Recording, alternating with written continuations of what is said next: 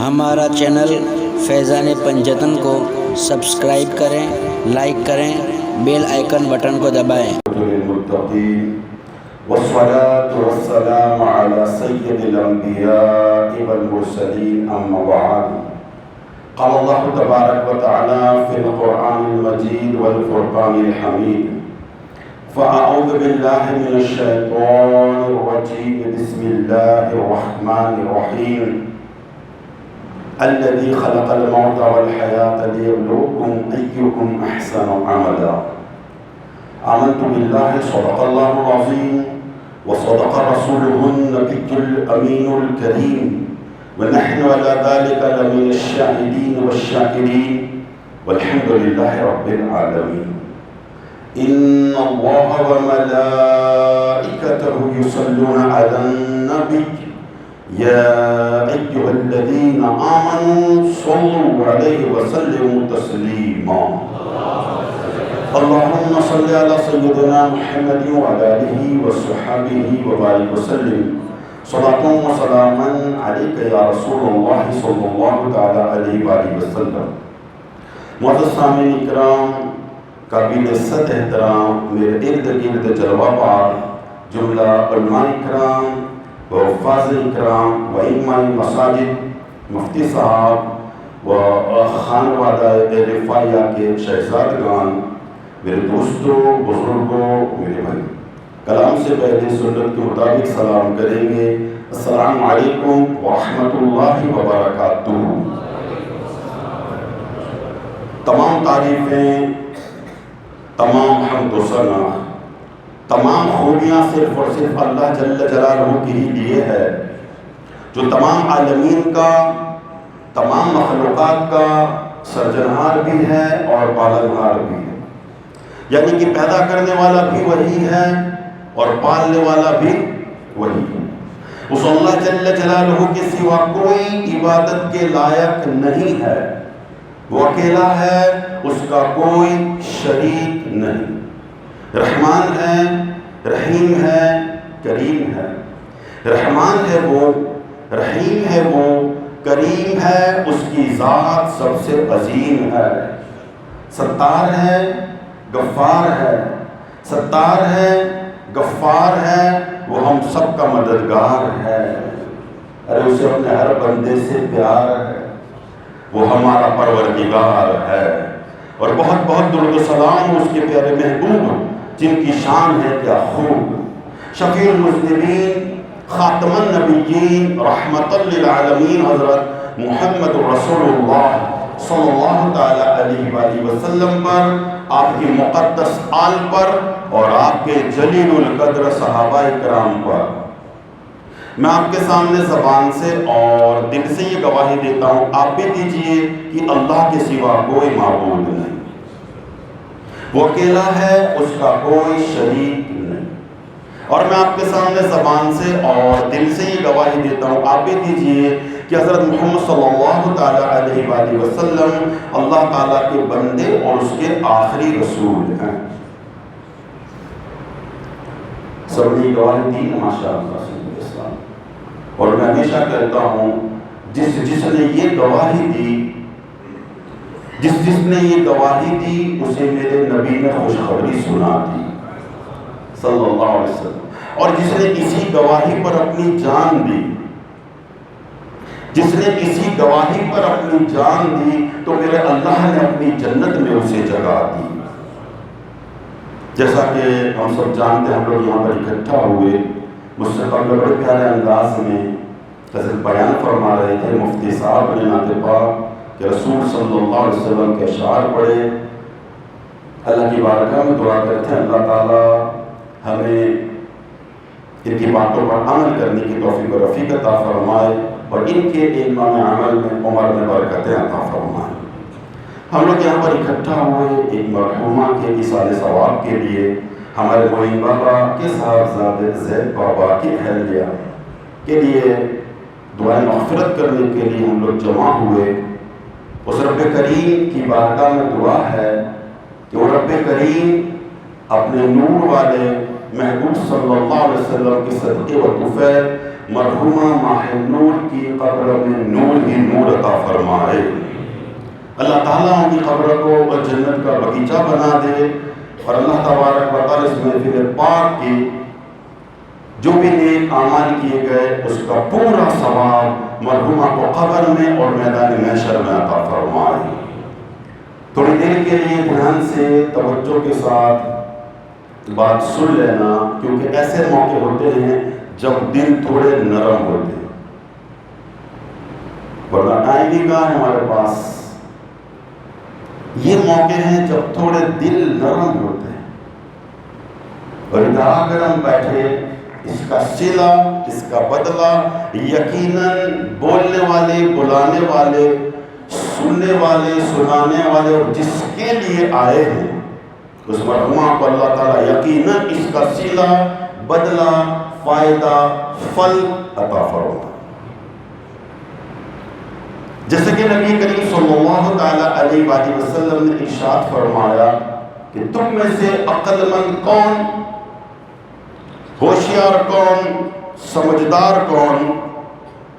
کتنا نورانی منظر ہوگا، ایک طرف صدیق اکبر بیٹھے ہوں گے، ایک طرف فاروق اعظم تشریف فرما ہوں گے، ایک طرف عثمان غنی ہو، ایک طرف مولا علی ہو، اور ان چمکتے ستاروں کے بیچ میں میرا مصطفیٰ 14ویں کے چاند کی طرح جگمگا رہا ہوگا۔ ارشاد فرمایا تم میں سے عقل مند کون؟ صحابہ کرام عرض کیا رسول اللہ صلی اللہ علیہ وسلم واللہ عالم ورسولہ عالم صلی اللہ علیہ وسلم، اللہ جانے، اللہ کے بتائے سے رسول اللہ جانے۔ آج ہم عقل مند کس کو سمجھتے ہیں؟ جو خود تو ٹوپی پہنے اور موقع ملے تو کسی کو پہنا بھی دے۔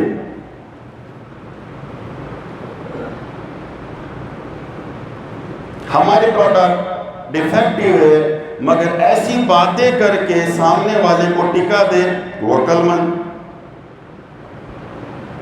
اپنی میٹھی زبان سے کھوٹ کو نفع میں تبدیل کر دے، یہ عقل مند۔ یعنی کہ دنیاوی معاملے میں جو جتنا فرنٹ فارورڈ آگے بڑھتا اس کو عقل مند سمجھتے ہوشیار سمجھتے ہیں، مگر آمینہ کے لال صلی اللہ تعالیٰ علیہ وآلہ وسلم ارشاد فرماتے ہیں کہ عقل مند وہ ہے، دھیان سے توجہ کے ساتھ، سمجھدار وہ ہے کہ جو کثرت کے ساتھ بار بار لگاتار اپنی موت کو یاد کرے اور موت آنے سے پہلے اس کی بہترین تیاری کرے، وہ سمجھدار ہے، وہ عقل مند۔ مرحومہ کی عمر کیا تھی؟ دنیا سے تشریف لے گئی 35، 36، 37، انڈر 40، 40 کے اندر دنیا سے چلی۔ یعنی بڑا ہو کے انسان مرے گا ایسا نہیں، عقل مند ہو تو اپنی موت کو یاد کرے کثرت کے ساتھ، روزانہ 20 بار اپنی موت کو یاد کرو، اللہ کے نبی فرماتے ہیں شہیدوں کے ساتھ اٹھائے جاؤ گے۔ 20 مرتبہ۔ آج موت سب کو آتی ہے، مشرک کو بھی آتی ہے، مسلم کو بھی آتی ہے، مومن کو بھی آتی ہے، کافر کو بھی آتی ہے، وفادار کو بھی آتی ہے، غدار کو بھی آتی ہے، عاشق کو بھی آتی ہے، فاسق کو بھی آتی ہے۔ لیکن موت اگر غدار کو آئی، موت اگر گنہگار کو آئی، موت اگر کافر کو آئی، موت اگر مشرک کو آئی، موت اگر منافق کو آئی تو موت اس کے لیے جفا ہے، کیونکہ اس کے بعد جو تکلیف آنے والی ہے اس کا تصور وہ نہیں کر سکتا۔ ایک جھٹکا موت کا آیا، اس کے بعد جو تکلیف شروع ہوگی اس کا تصور نہیں کر سکتا۔ موت مشرک، کافر، بے ایمان کے لیے جفا ہے اور مومن کے لیے موت تحفہ ہے۔ الموت تحفۃ المؤمنین۔ امام حسین رضی اللہ تعالیٰ عنہ فرماتے ہیں کہ اللہ کے نبی نے فرمایا الموت تحفۃ المؤمنین، موت مومن کے لیے تحفہ ہے۔ تو پھر ہم سمجھ گئے موت سے ہم ڈریں گے نہیں۔ موت اب تجھے چاہے جیسی شکل میں آنا ہوگا، چاہے گن کی شکل میں، چاہے بم کی شکل میں، چاہے سیریا میں آ، چاہے یمن میں آ، چاہے بغداد میں آ، چاہے کہیں بھی آ، ہم ڈریں گے نہیں، اس لیے کہ موت مومن کو مٹانے نہیں مصطفیٰ سے ملانے آتی ہے۔ کون کہتا ہے کہ مومن مر گیا؟ ارے قید سے چھوٹا اپنے گھر گیا، قید سے چھوٹا اپنے گھر۔ کرتے ہیں احترام جنازے کا اس لیے، کرتے ہیں احترام جنازے کا اس لیے، وہ جا رہا ہے دیکھنے چہرہ رسول کا، وہ جا رہا ہے دیکھنے چہرہ رسول کا۔ قبر میں سرکار آئے تو میں قدموں میں گروں، گر فرشتے بھی اٹھائے تو میں ان سے یوں کہوں، اب تو پائے ناز سے میں اے فرشتوں کیوں اٹھوں، ارے مر کے پہنچا ہوں یہاں اس دلربا کے واسطے، اس دلربا کے واسطے۔ پھل ملے گا ہم کو آپ کو جس کے لیے آئے۔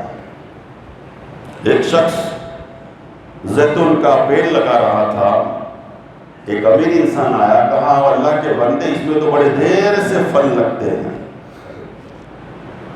اس میں تو بڑے دیر سے پھل آتے ہیں، بڑے دیر سے پھل لگتے ہیں۔ وہ کہتا ہے او اللہ کے بندے آج میں کسی کے لگائے ہوئے پیڑ کا پھل کھا رہا ہوں، کل کوئی میرے لگائے ہوئے پیڑ کا پھل کھائے گا۔ اس کی یہ بات سنی، امیر انسان کو بڑی اچھی لگی، اس نے فوراً انعام سے اس کو نوازا، کچھ رقم دے دی۔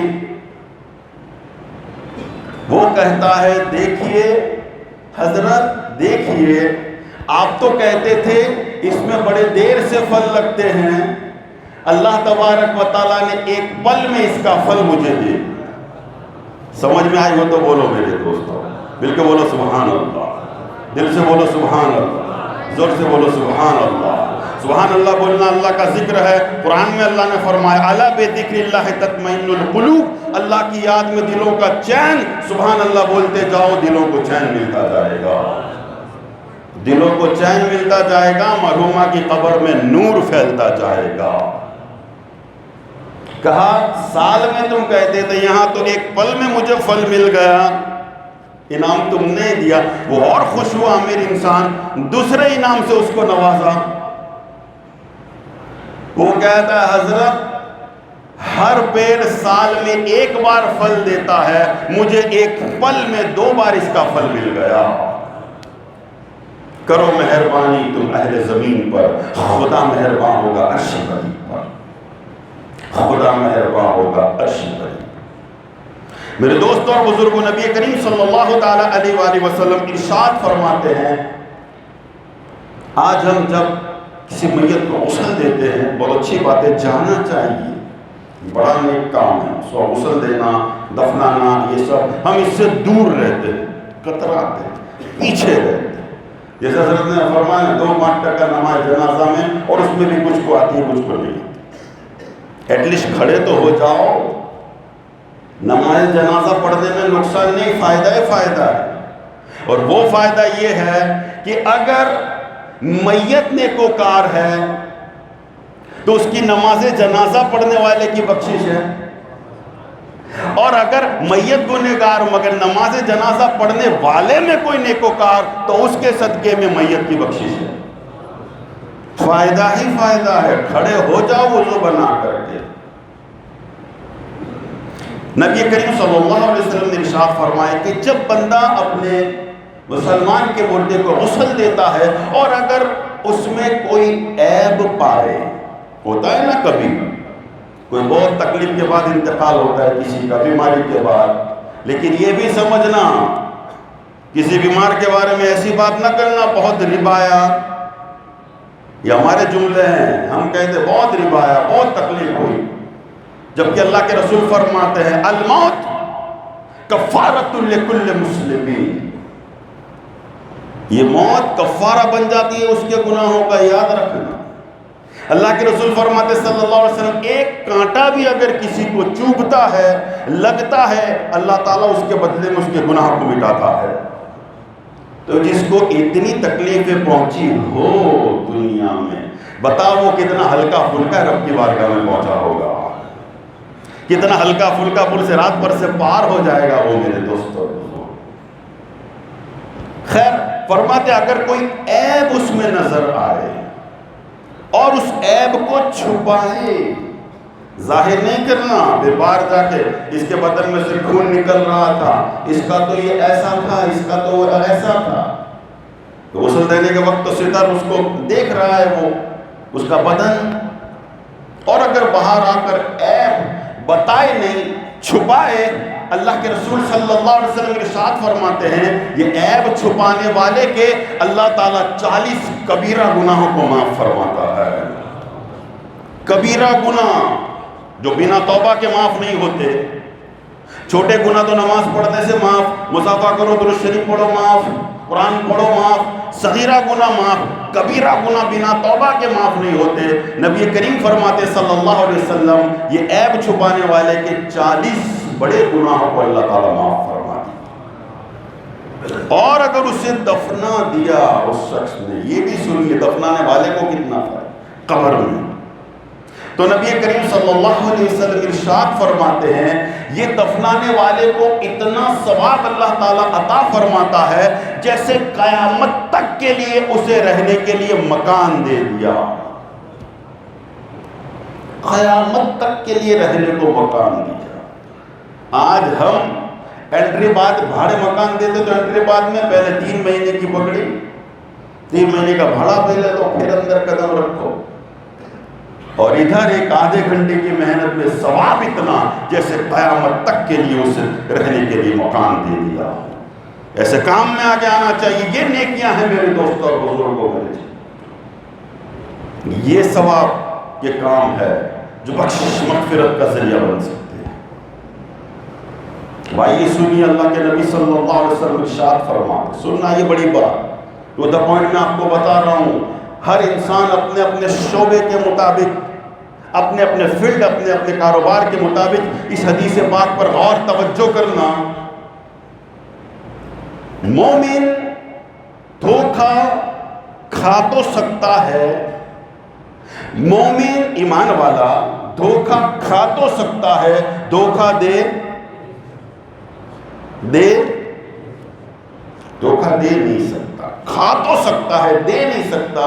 اس لیے کہ رسول اللہ صلی اللہ علیہ وسلم نے ارشاد فرمایا من غص فلیس منی، جو دھوکہ دے وہ ہم میں سے نہیں. پھر اپنے آپ کو مومن بولنے کی زحمت گوارا نہ کرے، چاہے پھر اس کا نام محمد ہو، علی ہو یا حسین ہو.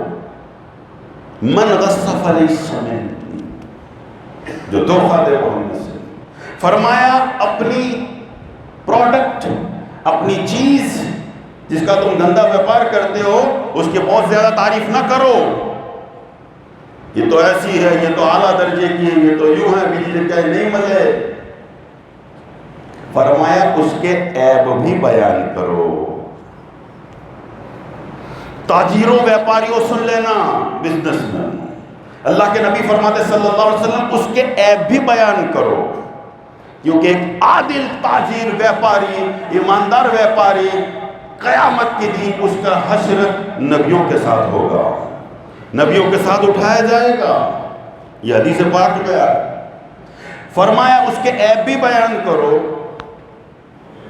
حضرت واصلہ رضی اللہ تعالیٰ عنہ صحابی رسول ہیں، تشریف لے جا رہے ہیں.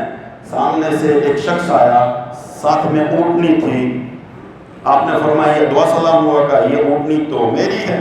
کہاں؟ آپ ہی کے گھر سے یہ میں خرید کے لایا ہوں، آپ کے نوکر یا آپ کے گھر والوں نے مجھے بھیجی. حضرت واصلہ رضی اللہ تعالیٰ عنہ ارشاد فرماتے ہیں اور اللہ کے بندے کیا تجھے اس کے عیب بھی پتا ہے؟ وہ کہتا ہے حضرت میں نے پیسے دے دیے، اونٹنی دیکھی مجھے اچھی لگی میں نے لے لی. کہا تجھے اس کے عیب بھی پتا ہے؟ وہ کہتا ہے کہ اپنی چیز کے عیب بھی کوئی بتاتا ہے، اس کی خامیاں کمیاں بھی کوئی بتاتا ہے؟ حضرت واصلہ فرماتے کوئی بتائے یا نہ بتائے محمد کے غلام ضرور بتاتے ہیں صلی اللہ علیہ وسلم. فرمایا اس کے عیب تجھے پتا نہیں. سن، اگر گوشت کھانے کے لیے لی ہے بہترین ہے، اگر دودھ کے لیے لی بہترین، لیکن سفر کے لیے بھی تو یہ سفر کے لیے صحیح نہیں ہے. دیکھیں دھندا کیسے کر رہے ہیں بزنس, سفر کے لیے لی تو صحیح نہیں. وہ کہتا ہے حضرت میں نے تو لی اس لیے کہ اس پہ بیٹھ کے حج کرنے جاؤں گا. وہ کہتے ہیں تو پھر واپس چل, میری اونٹنی واپس کر, تیرے پیسے واپس لے, یہ تیرے کام کی نہیں. کیوں؟ اس لیے من غص فلیس منی, جو دھوکہ دے وہ ہم میں سے نہیں ہے. چاہے پھر وہ کسی بھی ہو, کاروبار میں ہو, پریوار میں ہو, پڑوس میں ہو, قبیلے میں ہو, جہاں کہیں بھی, من غص فلیس منی. امام اعظم ابو حنیفہ رضی اللہ تعالیٰ کاپڑ کے ویپار, بڑا امیر انسان, لیکن جب اندھیرا چھا جائے نا, سورج نہ ہو نا آسمان پہ, خادم سے کہتے دکان بند کر. کہا کیوں؟ کہا اس لیے کہ اگر گراہک آئے گا, کسٹمر آئے گا, اسے کاپڑ کی صحیح پرکھ نہ کر سکے گا. اندھیرا ہو گیا, نہ کلر پہچان سکے گا, نہ کوالٹی پہچان سکے گا. یہ تقویٰ ہے. پھر ایسی ہستیاں جب روضہ رسول پر جاتی اور سلام کرتی ہے نا, تو مزار اقدس سے اس سلام کا جواب آتا ہے. میرے دوست, یہ تقویٰ. سیدنا ابو ہریرہ رضی اللہ تعالیٰ سب سے زیادہ حدیث آپ سے روایت کی. ایک شخص کو دیکھا دودھ میں پانی ملا رہا ہے. ایگزامپل, مثال, لوگ اپنے اپنے دھندے کے مطابق سوچیں. دودھ میں پانی ملا رہا ہے, آپ کی چیخ نکل گئی, لوگ بھاگ کے آ گئے. وہ شخص بھی آیا, کہا حضرت کیا ہوا؟ کہا تو نے دودھ میں پانی ملایا, اللہ تعالیٰ تجھے اس کی سزا دے گا. وہ کہتا ہے حضرت کیا سزا دے گا؟ اب سنو. سیدنا ابو ہریرہ رضی اللہ تعالیٰ ارشاد فرماتے ہیں, اللہ تعالیٰ کل بروز قیامت تجھے ارشاد فرمائے گا, جیسے دودھ میں پانی ڈالا ایسے اب دودھ میں سے پانی باہر نکال سکے گا؟ وہ کہتا ہے حضرت دودھ میں پانی ڈالنا تو بڑا آسان ہے, نکالنا بڑا مشکل ہے. اس وقت سیدنا ابو ہریرہ رضی اللہ تعالیٰ نے ارشاد فرمایا تھا, جیسے دودھ میں سے پانی باہر نکالنا مشکل, ایسا تیرا جہنم سے باہر نکلنا مشکل ہو جائے گا. میرے دوستوں اور بزرگوں, زندگی میں چینج, بدلاؤ لانے کی کوشش کیجیے, پریورتن لانے کی کوشش کیجیے. ایک موت کا جھٹکا کٹا, اس کے بعد پھر وہ آزمائشیں اور وہ مصیبتیں, اگر گنہگار ہے تو ایسی آزمائشیں شروع ہوتی. ایک شخص نے 3 قبریں کھودی, قبر کھودنے والا تھا, 3 قبر کھودتا ہے اور پھر آرام سے تھک کر بیٹھا ہے ایک جھاڑ کے نیچے. سننا توجہ کے ساتھ تھوڑی دیر کے لیے. دیکھا آسمان سے ایسی مخلوق آئی, 2 لوگ, ایک پہلی قبر کے سرانے کھڑا ہو گیا, ایک پائنتی کی طرف کھڑا ہو گیا. سرانے والا کہتا ہے لکھو, پیر والا کہتا ہے کیا لکھوں؟ کہا لکھو 12 میل لمبی چوڑی ہو جائے. کتنی میل؟ 12 میل. یہ پہلے نمبر کی قبر لمبی چوڑی ہو جائے. لکھ لی. پھر یہ دونوں دوسری قبر میں آئے, کہا لکھو. کہا کیا لکھو؟ دوسرے نمبر کی قبر. کہا حد نظر تک لمبی چوڑی وسیع. لکھ لیا. تیسری قبر, کہا لکھو. کہا کتنی لکھو؟ اب سننا دھیان سے. کہا یہ شہادت کی انگلی سے لے کر انگوٹھے تک, صرف اتنی لکھ لی. اب یہ دیکھ رہا ہے دور سے سب. پہلا جنازہ آیا, 4 لوگ کاندھا دینے والے, 4 لوگ پیچھے چلنے والے, 8 لوگ بس آئے جنازہ لے کر. کہا دفنانا ہے. وہ کہتا ہے 3 قبر موجود ہے, جہاں چاہو دفنا سکتے ہو. وہ لوگ کہتا ہے پہلی نمبر کی قبر. بولو سبحان.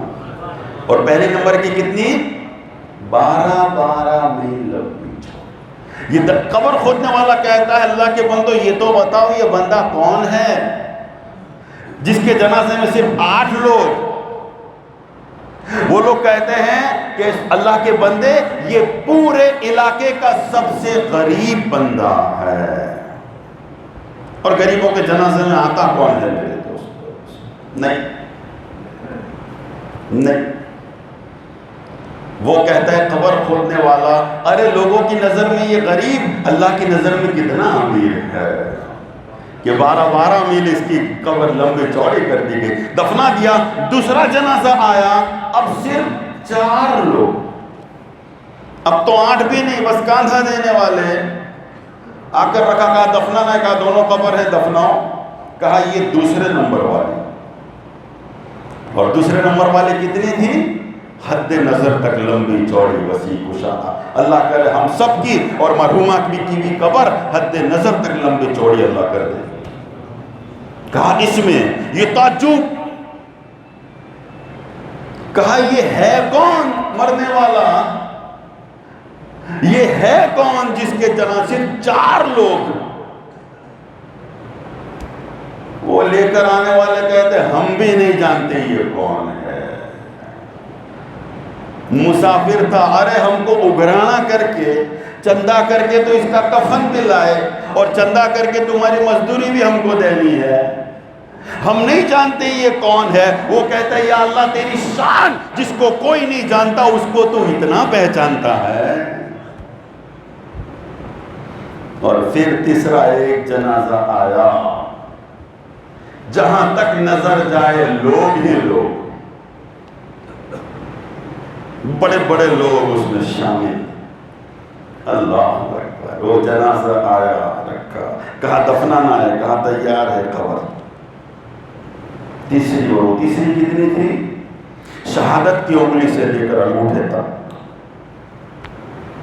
یہ کہتا ہے اللہ کے بندو بتاؤ یہ مرنے والا کون ہے، یہ جنازہ کس کا ہے؟ لوگ کہتے ہیں مجھ سے بھی چغلی کرنا ہے، پتا تو لوگوں کا کام ہے. فوراً کہہ دیا، ترنت جواب دے.